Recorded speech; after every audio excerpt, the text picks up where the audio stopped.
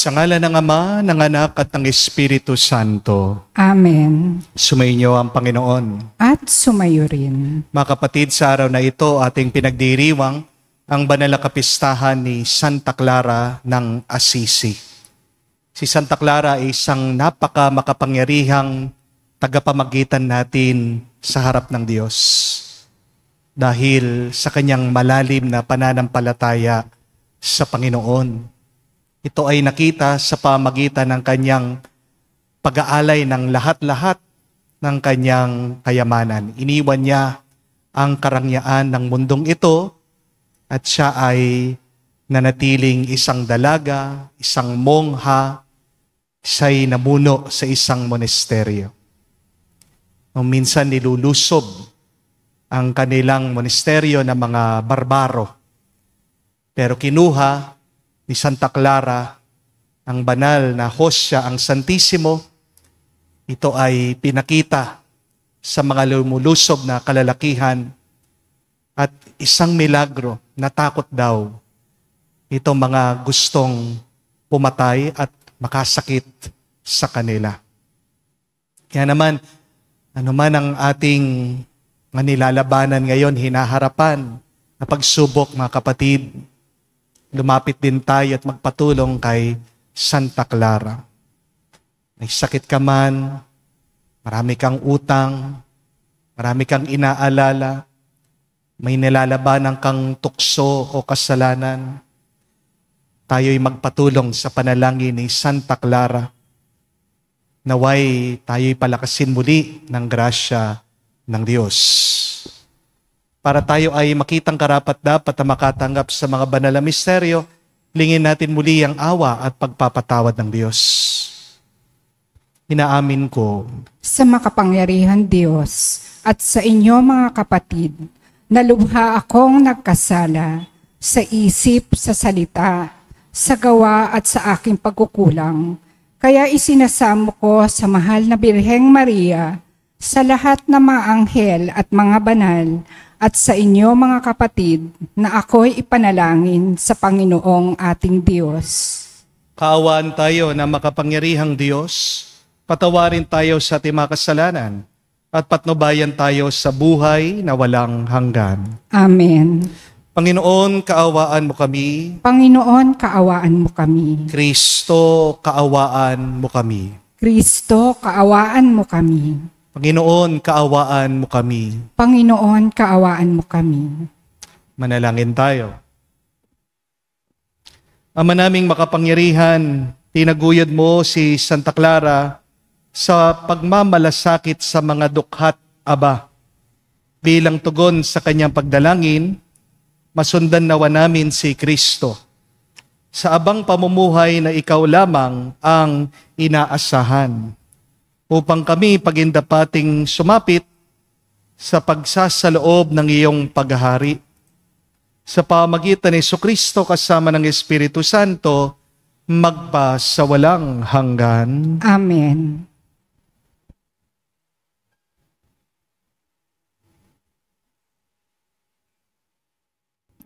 Pagbasa mula sa aklat ng Deuteronomio. Sinabi ni Moises sa mga tao, Bayang Israel, ito ang nais sa inyo ng Panginoon. Magkaroon kayo ng takot sa Kanya, lumakad sa Kanyang mga daan, ibigin siya, paglingkuran ng buong puso't kaluluwa, at sundin ang Kanyang kautusan at mga tuntunin. Ito naman ay sa ikabubuti rin ninyo. Isipin na lang ninyo na ang langit, ang daigdig at lahat ng narito ay sa Panginoon. Ngunit sa laki ng pag-ibig niya sa inyong mga ninuno, kayong lahi nila ay pinili niya sa gitna ng maraming bansa. Kaya nga, buksan ninyo ang inyong mga puso at alisin ninyo ang katigasan ng inyong mga ulo. Pagkat ang Panginoon ay Diyos ng mga Diyos, Panginoon ng mga Panginoon, makapangyarihan at kakilakilabot, Pantay-pantay ang tingin niya sa mga tao at hindi napasusuhol. Iginagawad niya ang katarungan sa mga ulila at balo. Nilulukuban niya ng pagmamahal ang mga taga-ibang bayan, pagkat kayo may naging taga-ibang bayan sa Ehipto. Magkaroon kayo ng takot sa Panginoon. Paglingkuran ninyo siya. Huwag kayong hihiwalay sa Kanya at ipahayag ninyo ang Kanyang pangalan. Siya lamang ang dapat ninyong pag-ukulan ng pagpupuri. Siya ang inyong Diyos, ang gumawa ng marami at kakilakilabot na mga bagay na inyong nasaksihan. 70 lamang ang inyong mga ninuno nang pumunta sila sa Ehipto. Ngunit ngayoy marami na kayo, sindami ng bituin sa langit. Ang salita ng Diyos. Salamat sa Diyos. Purihin mo, Jerusalem, ang Panginoong butihin. Purihin mo, Jerusalem, ang Panginoong butihin. Purihin mo, Jerusalem, purihin ang Panginoon. Purihin mo ang Diyos, kayong mga taga-Sion. Yaong mga pintuan mo ay siya ang nag-iingat. Sa lahat ng iyong lingkod ay siya ang nagbabasbas. Purihin mo, Jerusalem, ang Panginoong butihin. Ginagawang matahimik yaong mga hangganan mo. Bibigyan kang kasiyahan sa kaloob niyang trigo. Kung siya ay naguutos, agad itong natutupad. Dumarating sa daigdig na hindi na nagluluwat. Purihin mo, Jerusalem, ang Panginoong butihin. Kay Jacob niya ibinigay ang balita at pabilin. Ang tuntunit mga aral ibinigay sa Israel. Ang ganitong karapatan ay wala ang ibang bansa, pagkat hindi nila batid ang utos na itinakda. Purihin ang Panginoon. Purihin mo, Jerusalem, ang Panginoong butihin.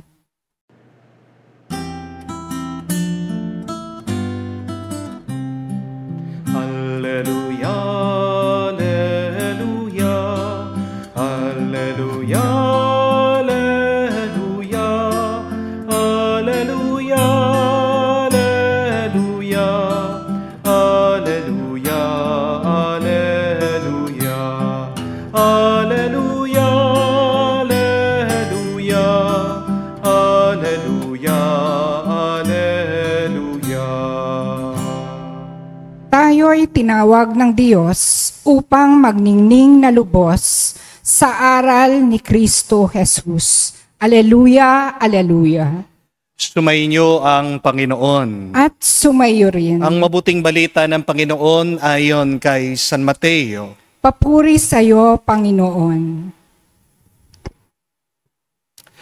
Nung panong yon, nang nagkakatipon sa Galilea sina Jesus at ang kanyang mga alagad, sinabi niya sa kanila, ang anak ng tao ay pagkakanulo at papatayin.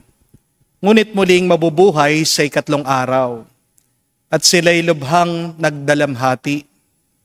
Pagdating nila sa Capernaum, lumapit kay Pedro ang mga naniningil ng buwis para sa templo. Tinanong siya, nagbabayad ba ng buwis para sa templo ng inyong guro? Opo, sagot ni Pedro.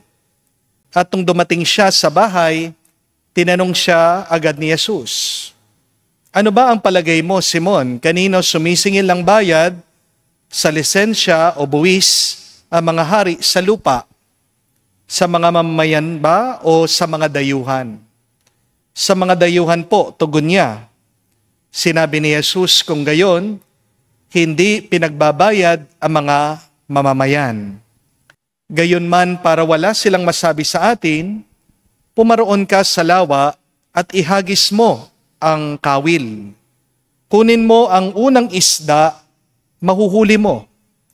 Ibuka mo ang bibig nito at may makikita kang isang salaping pilak. Kunin mo ito at ibayad sa buwis nating dalawa.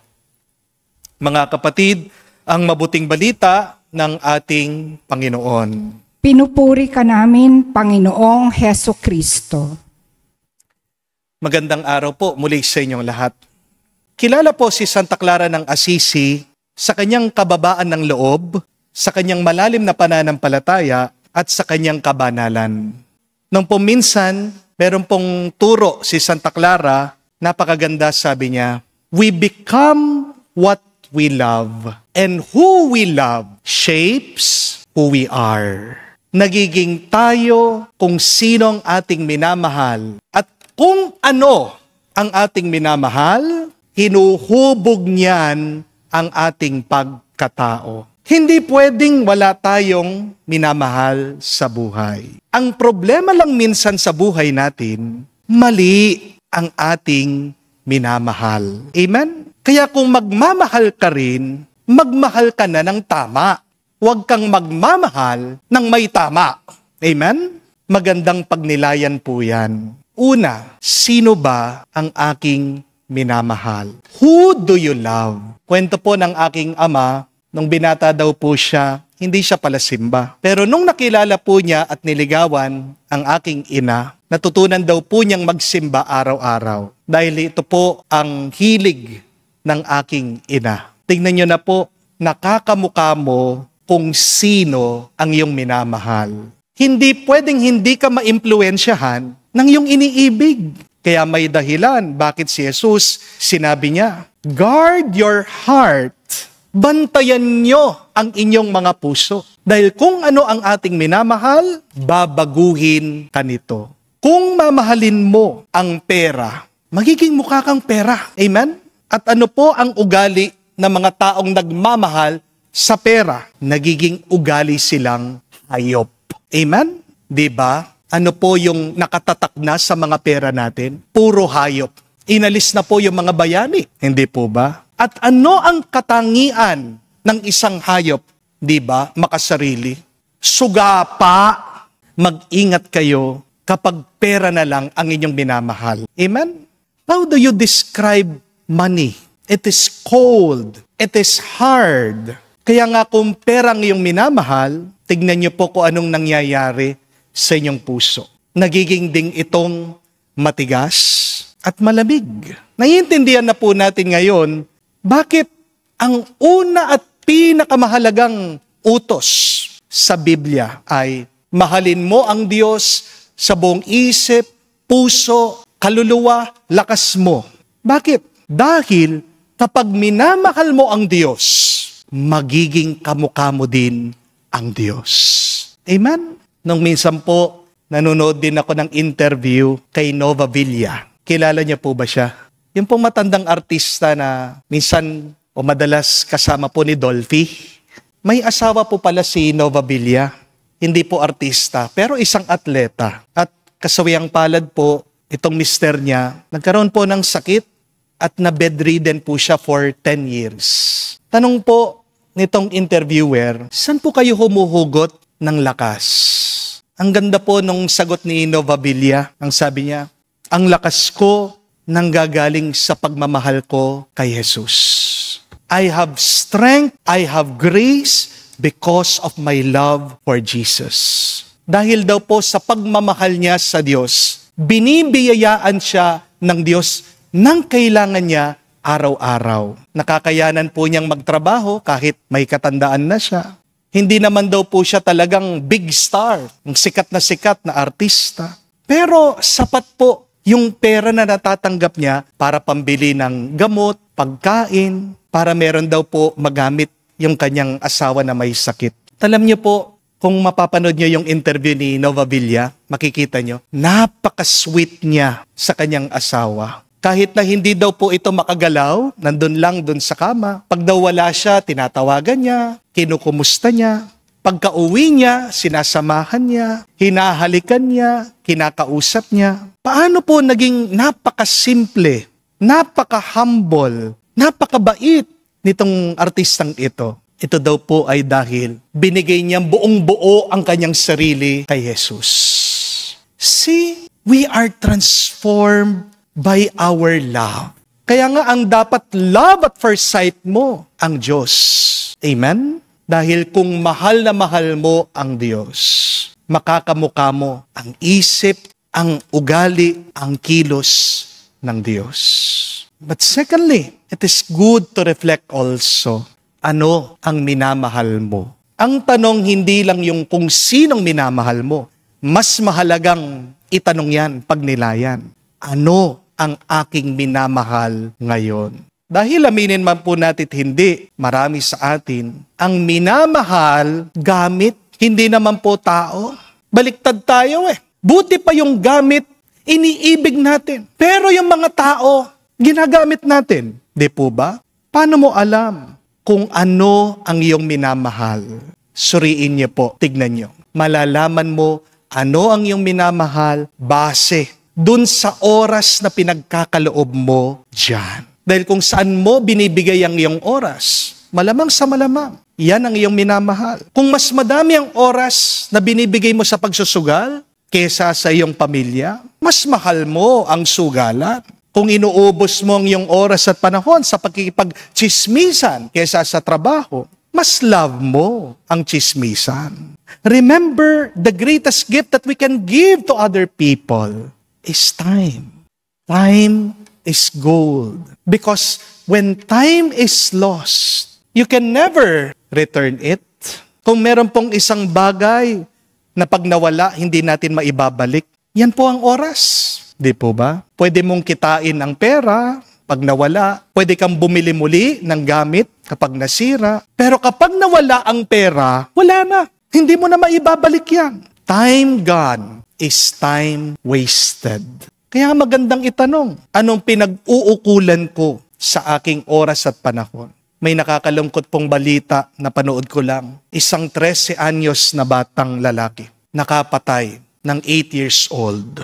Nakakakilabot po, no? At nung ini-interview po, tinatanong itong teenager, bakit niya nagawa yun? Alam niyo po ang sagot niya, kasi palagi daw siya nakakapanood sa internet, yung malalaswa, yung bastos. Gusto daw po niyang gayahin yung kanyang napapanood. Tingnan niyo po ang epekto ng cellphone, social media, internet sa atin. Nawawalan na po tayo ng pagkatao dahil po sa mga gadget, nagiging robotic tayo. Nawawalan na tayo ng puso. Di po ba? Kaya nga po napakaganda nung sabi ni Pope Leo XIV, no algorithm can replace a hug. Bandang huli, hahanap at hahanapin pa rin natin ang yakap ng ating mga kapwa. Ano na bang nangyayari sa atin? What have we become? We must remember what really matters most is not what we are holding onto our hands. What really matters most is what we hold inside of our hearts. Wala naman yan sa iyong hawak Ang pinakamahalaga kung ano ang hawak nakatago sa iyong kalooban. Kaya nga po, nung pinanganak tayo, nung baby tayo, wala naman tayong hawak, di po ba? Wala tayong dala nung tayo sinilang dito sa mundo. At pagdating ng araw, wala din naman tayong dadalhin kahit na yung mga patay, nilalagyan natin ng pera. Di natin madadala yan sa langit. Kasi pinapaalala sa atin ng Diyos, wala dapat tayong ibang hawakan. Kung hindi, ang mas mahalaga ay dapat magpahawak tayo palagi sa Diyos. Mag-ingat po kayo kung saan mo binubuhos ang iyong oras, nagiging ikaw yan. Huwag na huwag mong pupunuin ang puso mo, kapatid, sa mga walang kakwenta-kwentang bagay. Baka mawalan ng lugar ang pinakamahalaga. Sa banal na misang ito, mga kapatid, magpatulong po tayo kay Santa Clara kung paano iniwan niya, binitawan niya, lahat-lahat para sa Diyos. Naway tayo din naman, matuto tayo. Mahalin natin ang pinakamahalaga, walang iba kundi ang Diyos.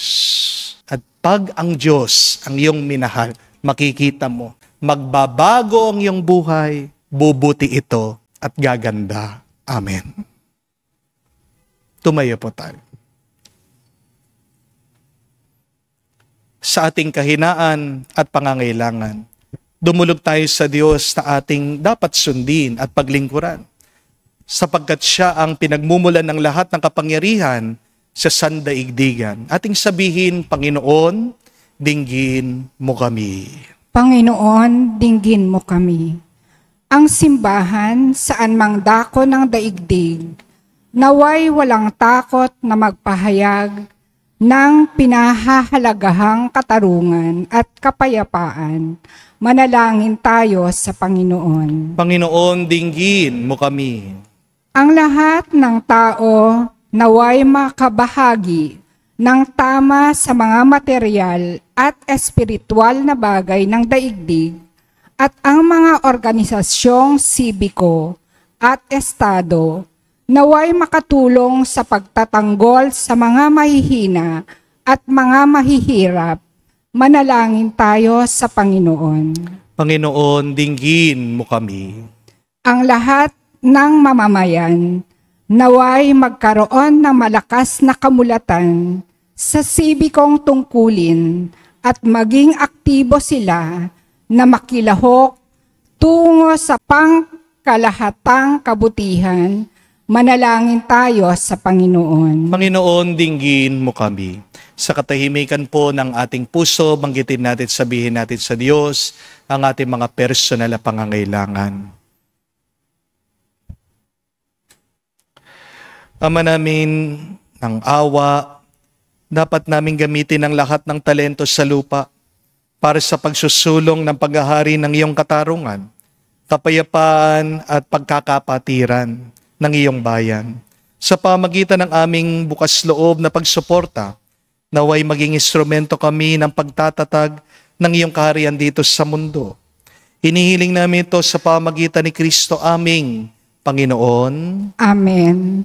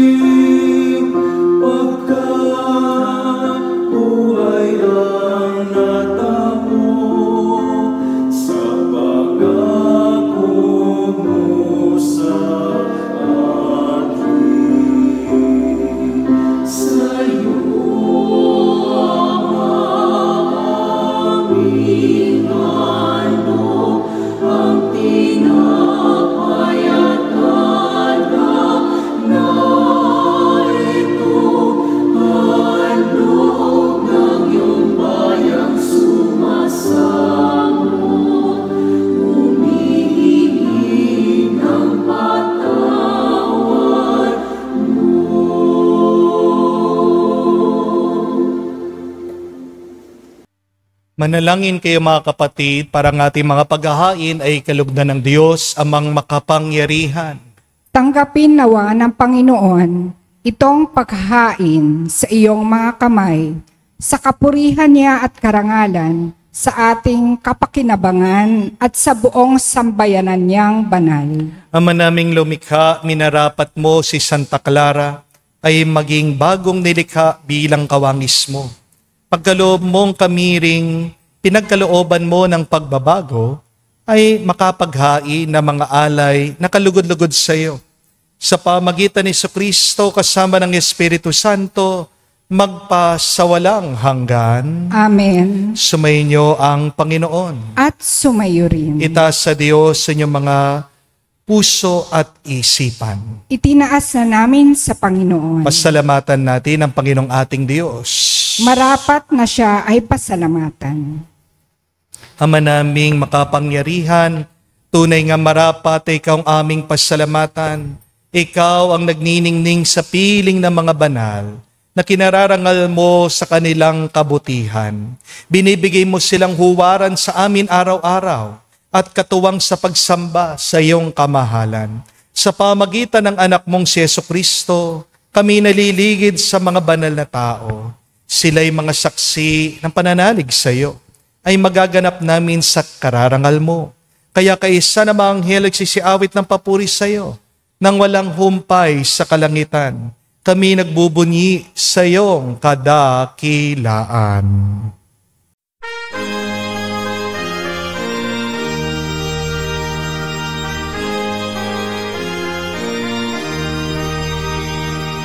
Santo, Santo, Santo, Panginoong Diyos ng mga hukbo, napupuno ang langit at lupa ng kadakilaan mo.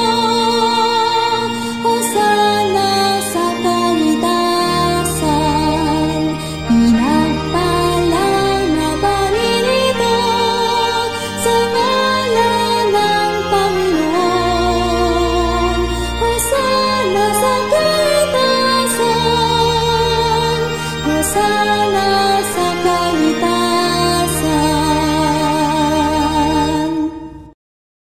Ama naming banal, ikaw ang bukal ng tanang kabanalan. Kaya't sa pamagitan ng iyong Espiritu, gawin mong banal ang mga kaloob na ito, upang para sa amin, maging katawan at tugo ng aming Panginoong Jesucristo. Bago niya pinagtiis ang kusang loob na maging handog, hinawakan niyang tinapay, pinasalamatan kanya. Pinaghati-hati niya iyon, inabot sa kanya malagad at sinabi, tanggapin ninyong lahat ito at kanin. Ito ang aking katawan, na ihahandog para sa inyo.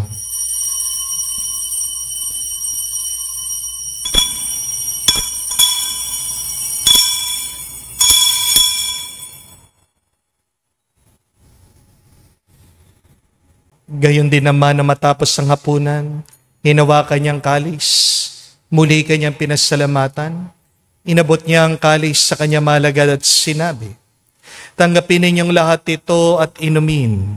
Itong kalis ang aking dugo, ng bago at walang hanggan tipan. Ang aking dugo na ibubuhos para sa inyo at para sa lahat, sa pagpapatawad ng mga kasalanan. Gawin ninyo ito sa pag-alaala sa akin.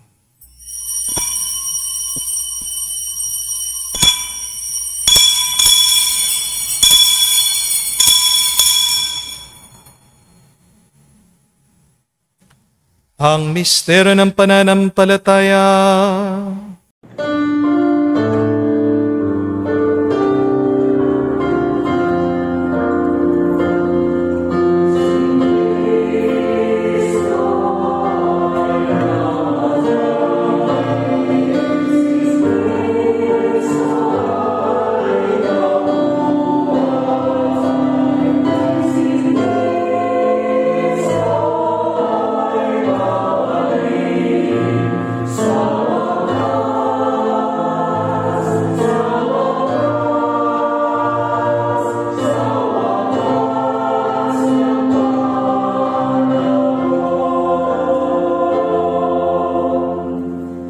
Ama, ginagawa namin ngayon ang pag-alaala sa pagkamatay muling pagkabuhay ng iyong anak. Kaya tinialay namin sa iyong tinapay nagbibigay buhay at ang kalis sa nagkakalob ng kaligtasan.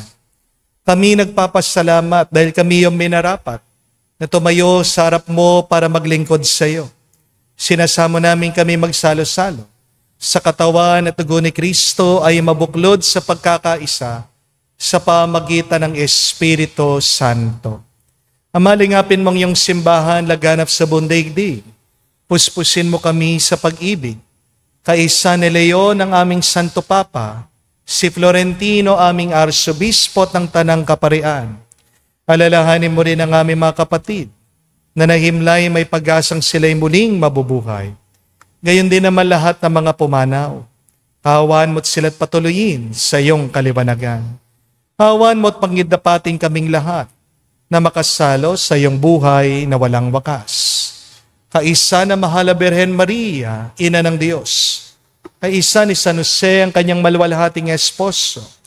Kaisa na mga apostol, lahat ng mga banal, si Santa Clara ng Assisi na namuhay dito sa daigdig na kalugod-lugod sa iyo. May pagdiwang nawa namin ang pagpupuri sa ikararangal mo sa pamagitan ng iyong anak, aming Panginoong Hesu Kristo. Sa pamamagitan ni Kristo, kasama niya at sa Kanya, ang lahat ng parangal at papuri ay sa iyo, Diyos Ama, makapangyarihan, kasama na Espiritu Santo, magpasawalang hanggan. Amen, amen, amen. Sa nakakagaling na utos sa turo ni Jesus sa Panginoon natin at Diyos, ipahayag natin ng lakas loob.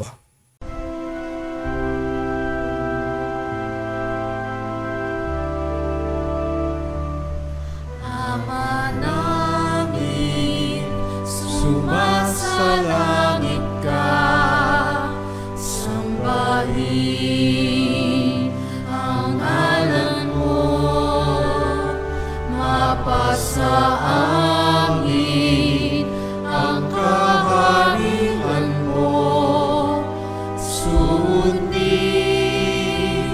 ang loob mo dito sa lupa, para nang sa langit. Bigyan mo kami ngayon ng aming kakanin sa araw-araw, at patawarin mo kami sa aming mga sala, para nang magpapatawad namin sa nagkakasala sa amin. At huwag mo kaming ipahintulot sa tukso, at iadya mo kami sa lahat ng masama. Hinihiling namin kami, Adyas, sa lahat na masama, pagkalooban ng kapayapaan araw-araw, ligtas sa kasalanan, ilayo sa lahat ng kapahamakan, samantalang aming pinanabikan ang dakilang araw ng pagpapahayag ng tagapagligtas naming si Hesu Kristo. Sapagkat iyo ang kaharian at ang kapangyarihan at ang kapurihan magpakailanman. Amen. Panginoong Hesu Kristo, sinabi mo sa mga apostol, kapayapaan ang iniiwan ko sa inyo, ang aking kapayapaan, binibigay ko sa inyo. Tungayan mo ang aming pananampalataya, huwag ang aming pagkakasala. Pagkalooban mo kami ng kapayapaan at pagkakaisa, ayon sa iyong kalooban, kasama ng Espiritu Santo, magpa sa walang hanggan. Amen. Kapayapaan ng Panginoon ay laging sumainyo. At sumayo rin. Magbigayan po tayo ng kapayapaan sa bawat isa. Peace with you po. Kapayapaan po sa inyong lahat.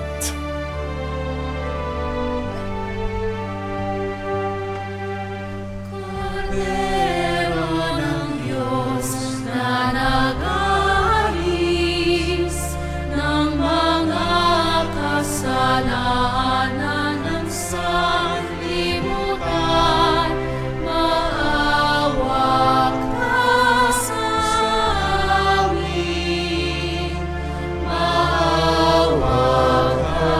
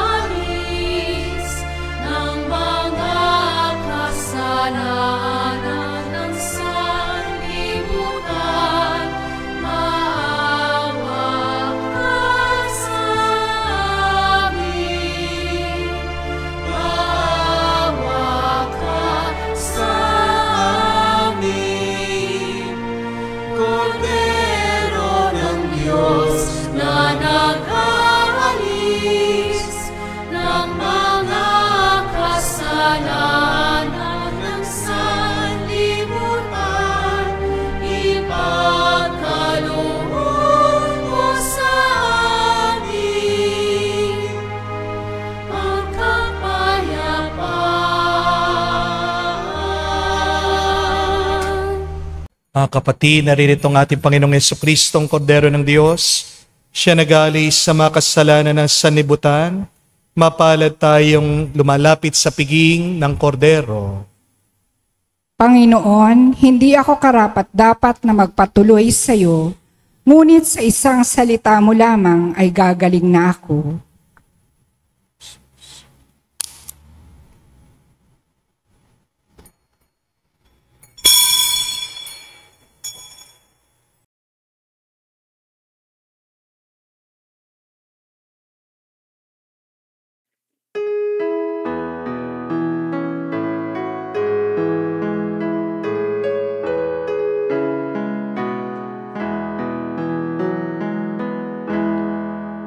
Tinanggap ko ang buhay na Diyos, puso ko ay nakalahak. Tinanggap ko ang buhay na Diyos, puso ko ay natuwa. Tinapay siya ng buhay, hinati at binigay para mangbigay buhay. Huwag mangamba kailanman. Tinanggap ko buhay na Diyos, puso ko ay nagalak. Tinanggap ko buhay na Diyos, puso ko ay natuwa.